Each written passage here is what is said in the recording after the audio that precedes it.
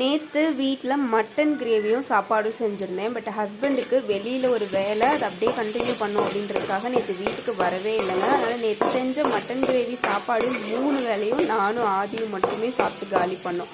So இன்றைக்கி கொஞ்சம் சிம்பிளாக ஏதாவது செஞ்சு இன்றைக்கி நாளை ஓட்டிடலாமே அப்படின்னு நினைக்கும்போது தான் ஃப்ரிட்ஜில் தயிர் வார்த்து வச்சுருந்தது ஞாபகம் வந்தது. ஸோ அந்த கெட்டி தயிர் பாருங்களேன், டெக்ஸ்சர் எவ்வளோ சூப்பராக இருக்குல்ல. தயிர் வச்சு இன்றைக்கி தயிர் சாதமும் செஞ்சிடலாம் அப்படின்னு பிளான் பண்ணியிருந்தேன். பட் ஆதிக்கு கோல்டு பிடிச்சிடக்கூடாது, வெளியில் கிளைமேட்டும் ஒன்றும் பெருசாக வெயில் அடிக்கிற மாதிரி தெரியல. ஸோ தாளித்து தயிர் சாதம் பண்ணிடலாம், பிகாஸ் தயிர் தாளித்தா கொஞ்சம் சளி பிடிக்காது அப்படின்னு சொல்லுவாங்க. அதனால தாளித்து தயிர் சாதம் பண்ணிடலாம். அதுக்கு சைடிஷாக உருளைக்கிழங்கு அப்புறம் முட்டையும் அவிச்சு வச்சுருக்கேன்.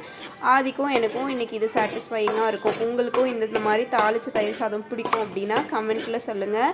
என்னைக்காவது ஒரு நாள் ஹெவியாக சாப்பிட்டுட்டு நெக்ஸ்ட் டே லைட்டாக ஏதாவது கிடைச்சா போதும்பா அப்படின்னு என்ன மாதிரி யோசிச்சிருக்கீங்களா? அப்படி யோசிக்கும் போதெல்லாம் என்னென்ன டிஷ்ஷெல்லாம் நீங்கள் வீட்டில் செய்வீங்க அப்படின்றதையும் மறக்காமல் கமெண்ட் பண்ணுங்கள்.